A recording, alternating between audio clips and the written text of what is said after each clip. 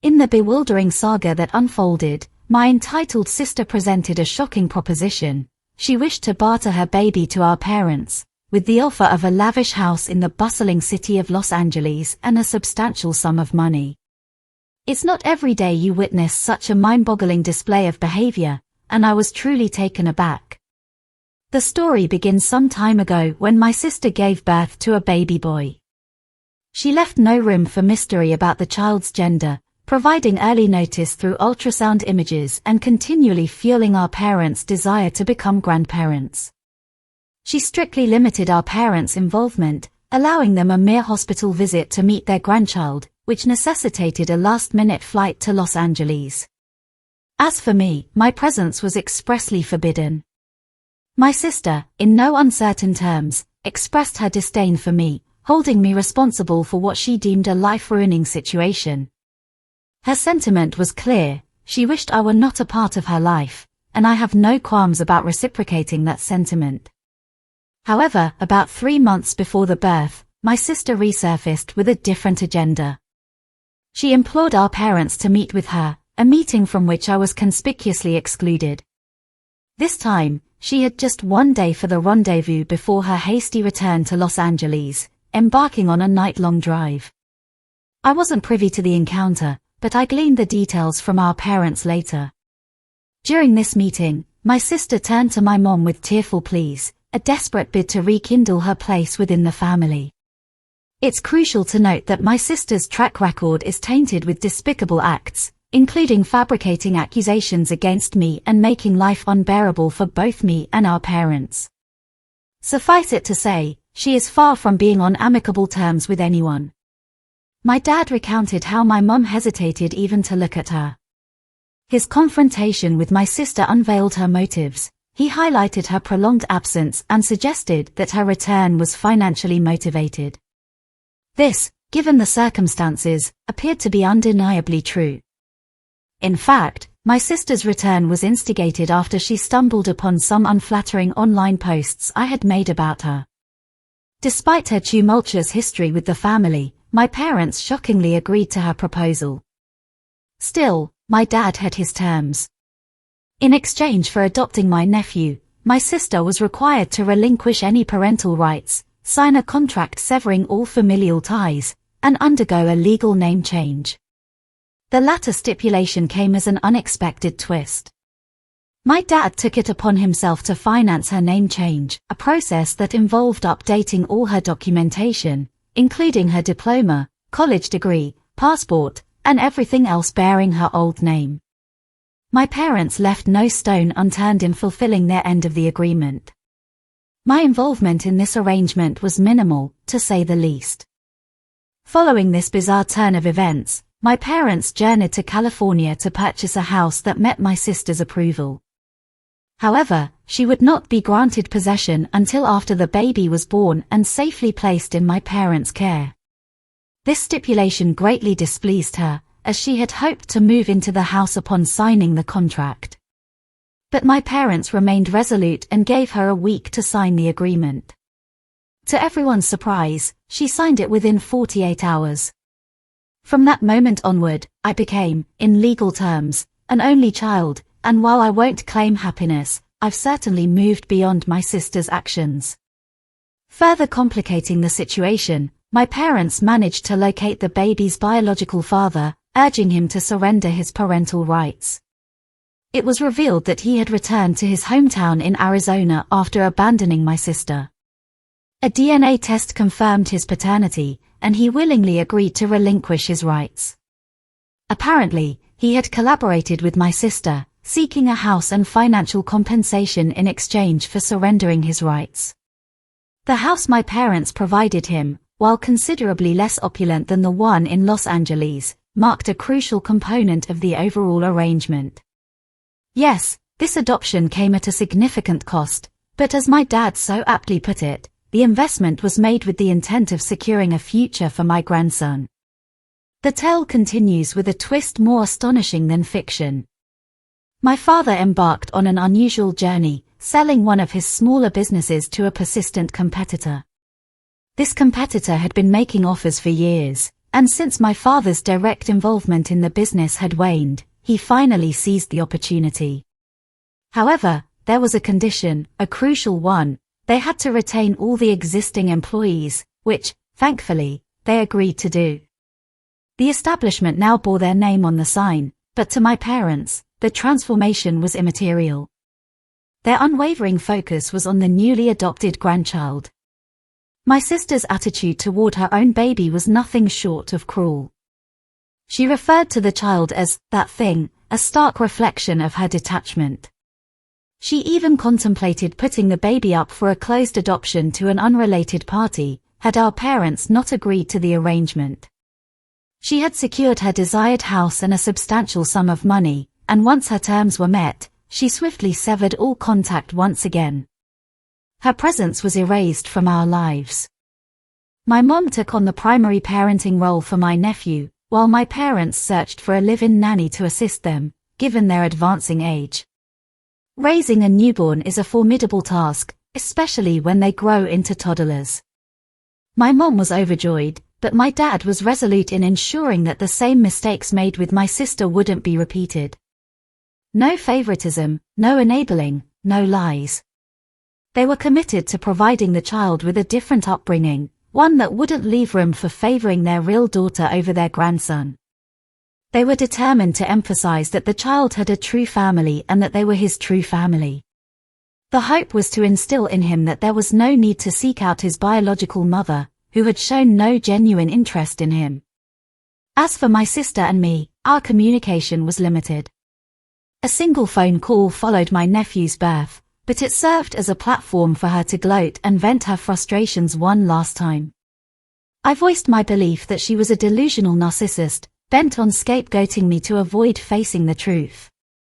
Her response was one of smug indifference. She believed she had won, as she had secured a successful career in Los Angeles, substantial wealth, a new house, and none of the responsibilities of motherhood. Her abrupt departure left us no longer connected by family ties, and I promptly severed all contact with her. In her own way, my sister might have perceived her actions as a victory, but at what cost? She sacrificed her family and severed her support system, leaving her bereft of any familial ties. My nephew, due to the significant 30-year age gap between him and me, wouldn't be raised as my brother but as my parents' grandson. The goal was to ensure that he never yearned for a mother who had never wanted him in the first place. So, this marks the end of the tumultuous journey, and although it was a long time coming, I find solace in the fact that my sister is no longer a part of our lives. So honestly, what happened? We had pretty much no interaction with the server, so it's not like we got a chance to be rude to them. All we did was ask for water. There's honestly only 3 things that I can think of. For starters, our clothing was cartoony and casual. Perhaps we did not look like we had any money to spend. We didn't order alcohol, but that's because it's a migraine trigger for my wife. Regarding the restaurant incident, and I think it's awful to drink in front of her when she can't. We're also a mixed-race couple, and sometimes people in service positions choose to, supposedly, fire us as customers because they are low-key incredibly racist, and they don't approve of us being together. So what about it? Does customer presentation have an effect on the level of service received? Did we do something wrong? Because honestly, at this point, I'm seriously not sure. Honestly, that restaurant is so far out of line. They did exactly what you described, they iced you out and refused to serve you. And it could have been for any number of reasons. Honestly, it could have been because of the way you were dressed or even possibly because you're a mixed-race couple. But regardless, I can't believe a server would act like that. Like seriously, who cares who sits down at your table? You should give the same service no matter what. Making someone wait 30 minutes just to get nothing, that is so inappropriate. I mean, talk about losing a customer. You guys could have easily come back and eaten there again or at least make it a regular thing. But you'll never know because you never got any food. All you got was water and some menus, and that's it. So no, you didn't do anything wrong. These people were being massive fools, and they seriously missed out. According to the original poster, they ended up spending about $90 across the street at the steakhouse while also giving a $23 tip to their server. So truly, the only person who's at a loss here is the stupid server who decided not to serve you. Regarding the situation with your mom and stepdad. Am I the fool for calling my mom out for not being fully honest about the reason she wants her husband to walk me down the aisle at my wedding? Here's what happened. So my wedding is coming up, and my mom has been campaigning hard for her husband, who is my stepdad, to be the person to walk me down the aisle. I already asked my paternal grandparents, and my mom knew I was going to ask them and knew when I had done it. But she has not given up on the desire for me to ask her husband. The other day, she told me that it would make the most sense and she feels like he is the most correct and most worthy person to walk me down the aisle. But I called her out on that. I said that she should be more honest with me about why she wants him. The reason I know is because she knows her husband and my dad hate each other, and she believes I should have been loyal to her husband over my dad. She especially believes I should have given all the loyalty I had to my dad over to her husband after I lost my dad at the age of 7. Now, for a bit of background, my parents broke up, they were never actually married. And my mum got married to her husband when I was 2 years old. My dad and her husband absolutely hated each other. I was aware of the fact, but it became especially bitter for me when I was 6 years old and my dad was diagnosed with cancer. I don't remember a lot from that time, but I do remember my mom's husband showing up to see my dad when he was in the hospital, and I remember him yelling at my dad. I also know that prior to that, the two of them were as bad as each other, and the animosity was completely mutual. When my dad passed away, I didn't automatically start to care more or even feel closer to her husband. He did try, and I think part of his hatred for my dad was that I was such a daddy's girl and never looked at him being in my life as having two fathers. I spent equal time with both my parents when my dad was alive, but I never got closer to my mom's husband. He was my mom's husband and my half-sibling's dad, but even though I don't remember a time where I didn't know him, I never saw him as my actual dad. He always hated my dad too. I heard him grumble about him over the years, even saw him spit near a photo of my dad once. Eventually, he gave up trying, and I think it was better for everybody. But my mom hates it. She hates that he's just her husband, and I haven't embraced him as my dad. One time she said, "It can be so hurtful to lose a man that passed away and then be rejected in favor of that man." I asked what she meant by that, and she told me I never picked her husband over my dad and I never let him feel like he won against him in one thing. But I told her that he was still alive while my dad was gone. I think my mom still wants that win for her husband, especially when his hatred for my dad still burned strong. I believe that my paternal grandparents are the right people to walk me down the aisle. I've been close to them my entire life. My mom is mad that I called her out and tried to make her be honest. But she said that she was not lying and that I was being a fool. So am I the fool for calling out my mom, as well as rejecting my stepdad as the one who walks me down the aisle for my wedding? I don't think you're the fool at all. Honestly, it really seems like the way your mom is acting is really desperate. Like that is not a good look. That really is kind of weird. And honestly, a small part of me kind of feels bad for her as well. She recognizes that her husband is only her husband, not also a father figure in your life. Regarding the situation with the entitled ex-boyfriend. And honestly, at this point, there's no chance of changing that. Like that time is gone, and he should have done a better job of stepping in. I mean, he did openly hate the original poster's dad for years. Like the original poster saw that growing up, they saw the way their stepdad treated their actual dad. And I don't know about you, but if I was in their shoes, I would probably feel some kind of animosity towards this stepdad as well if I saw this kind of behavior.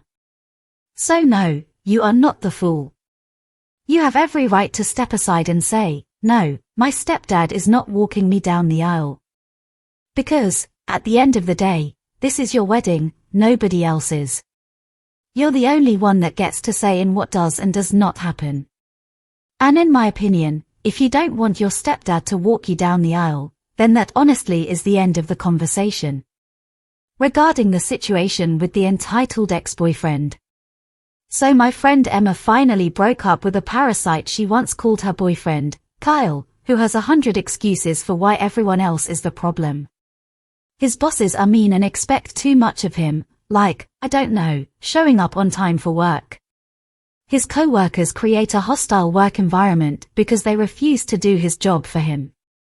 He's also realized that the people he called friends are not really his friends, mostly because they won't refer him for openings at companies. Kyle also thinks that he has really bad luck.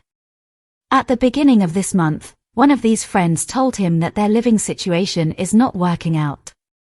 Kyle needs to find other accommodations by the end of the month. And as you can probably guess, he did nothing until this week. He had been praying that his friend was a real one who wouldn't really kick him out on the street. However, today, his friend asked Kyle if he needed help packing. I mean, the month is over in 1 week, after all. In an absolute panic, Kyle called Emma. He begged her to let him stay, all expenses paid by her, by the way, until he gets back on his feet. People he thought were friends have shown who they really are and abandoned him. They abandoned him in his hour of need, and for what? Something as small as money. I mean, don't remind him that all of his friends hosted him at some point. He not only didn't pay rent, but he also expected them to pay his living expenses. His friends, he would never do the same for them. Anyways, Emma usually has a hard time saying no, but Kyle took advantage of her so badly that she finally said, I don't think that's a good idea, and then she blocked him everywhere and then called her scary sister to tell him off and threaten him away. Oh, poor Kyle. He was turned away by everyone, abandoned, forsaken, and they knew he had nowhere else to go. And his mom's house does not count as somewhere to go. His mom is, in his words, a self-absorbed, absolute fool. A good parent doesn't expect her 37-year-old son to hold down a job and pay rent. A good parent doesn't make him do chores and maintain a level of order in the common areas. I mean, a roommate wouldn't even expect this, right? Nah, just kidding. Dropping the sarcastic tone, I'm so proud of Emma for not falling for this in the slightest. I do hope he gets his life in order, but even if he doesn't, at least I'm glad that he's not my friend's problem anymore. Yeah, that does not sound like a good friend in the slightest. Like, let's look at the facts real quick. This guy is a user. He uses people to get by and tries to guilt-trip people just to get more. He's always looking for more handouts while never giving anything in return, and that's so unfair. That makes him the awful friend, not the other way around. Kyle sounds like one of those people that really just causes chaos and then looks up and it's like, wow, the world's against me. I can't believe I have this bad luck. No, you literally did this to yourself. Like, for starters, you can't even show up to work on time. Your co-workers really don't like you because you're trying to shift your work onto their shoulders. And then with this track record of being an awful employee, you expect your friends to stick their necks on the line just so they can get you a spot in their company. Like seriously, if I was friends with Kyle, there's no way I would stick up for him. He would just fail me completely and really treat me like garbage in the process. Like it's really just not fair in the slightest. But when it comes to Emma turning him down and blocking him everywhere, that is honestly so fantastic. He absolutely had this coming. He treated her like garbage, he was nothing but a parasite to her and was clearly causing problems in her life. So I agree with the original poster, this guy absolutely ran out of second chances, and your friend is absolutely going to be a lot better off without Kyle in her life. Thanks for watching. When you subscribe, make sure to hit the bell to turn on notifications so you never miss a video.